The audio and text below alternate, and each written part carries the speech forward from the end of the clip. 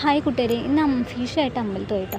മേലത്തെ 2 കുഞ്ഞു പിള്ളേരൊക്കെ ആയിട്ട് അമ്പലത്തിൽ പോയി. അതിന് ശേഷം ഞാനിങ്ങനെ പ്ലാൻ ചെയ്യായിരുന്നു വെളിയിൽ പോകാൻ. അങ്ങനെ ഞാൻ വെളിയിൽ പോകാൻ ഇറങ്ങിയ ശേഷം ഒരു ബസ് പിടിച്ചു. കോയമ്പത്തൂർ ഗാന്ധിപുരം ബസ് സ്റ്റാൻഡ് ആട്ടോ അത്.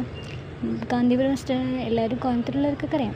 അപ്പോൾ അതിന് ശേഷം ഞാൻ ബസ്സിലിങ്ങനെ പോവുകയാണേ. അപ്പോൾ എന്തെങ്കിലും ഒരു വീഡിയോ എടുക്കണമെന്നുണ്ടെങ്കിൽ ഇങ്ങനെ വീഡിയോ ബസ്സിന് 17 രൂപ ഞാൻ പോകുന്ന സ്ഥലത്തേക്ക് കിട്ടാം. അപ്പോൾ ഞാനിവിടെ ബസ് സ്റ്റോപ്പ് ഇറങ്ങുമ്പോൾ പ്രത്യേകിച്ച് അവരെന്നോട് പറഞ്ഞിട്ടുണ്ടായിരുന്നു, ഇത്തിരി ഫോണൊക്കെ സൂക്ഷിച്ച് വെച്ചോ, പോക്കറ്റടി ഇത്തിരി കുളിരുള്ള സ്ഥലമാണ്. അപ്പോൾ ഞാനിങ്ങനെ പേടിച്ചിട്ട് ഇങ്ങനെ നടന്നു പോയപ്പോഴാണ് ഒരു വലിയൊരു ഹോട്ടൽ കണ്ടത്.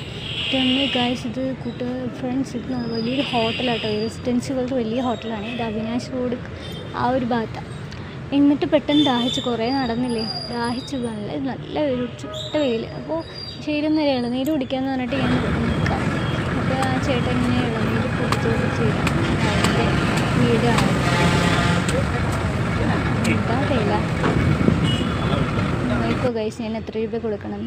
ഞാൻ ചെറിയൊരു സെൽഫി എടുക്കണ്ടേ, അങ്ങനെ എടുത്ത് പിന്നെ ആ മറ്റേതിൻ്റെ ഉള്ളിലുള്ള തേങ്ങ അത് കഴിക്കാൻ വേണ്ടിയിട്ട് ഞാൻ അവരോട് എടുത്തുതരാൻ പറഞ്ഞപ്പോൾ അവർ എടുത്തു തരുന്നത് 55 രൂപ ഒരു ഇളനീരിന്.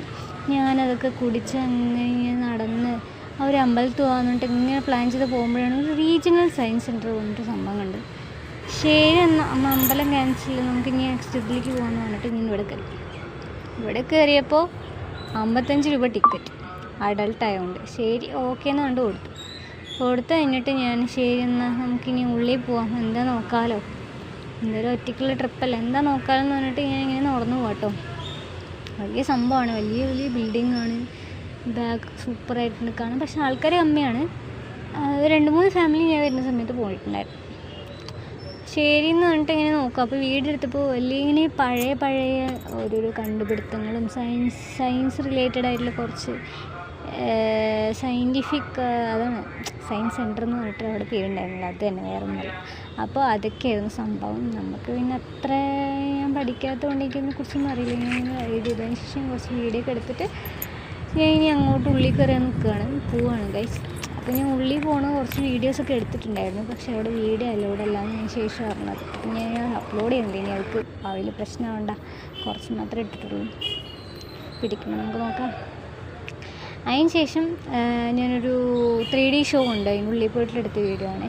അതിനുശേഷം ഞാൻ വേറൊരു സംഭവം കണ്ട്, ഈ പ്ലാനറ്റ് മാതിരി ഒരു വീഡിയോ കാണാൻ പോയപ്പോൾ അടുത്ത വീഡിയോ കഴിഞ്ഞു കേട്ടോ. കുറേയൊക്കെ കണ്ട് ഞാൻ അടുത്തതിന് ശേഷം അവിടെ നിന്ന് ഇറങ്ങി. സമയമാകുമ്പോൾ ഒരു 2:30 ആയി തോന്നുന്നു. എന്നിട്ട് ഞാൻ മുടിയൊക്കെ കെട്ടി സെറ്റായി, ഇനി ഒരു സുന്ദരിയായിട്ട് വേണം വീഡിയോ ഇറങ്ങാൻ, ആൾക്കാർ കാണണ്ടേ. ശരി എന്ന് പറഞ്ഞിട്ട് ഞാൻ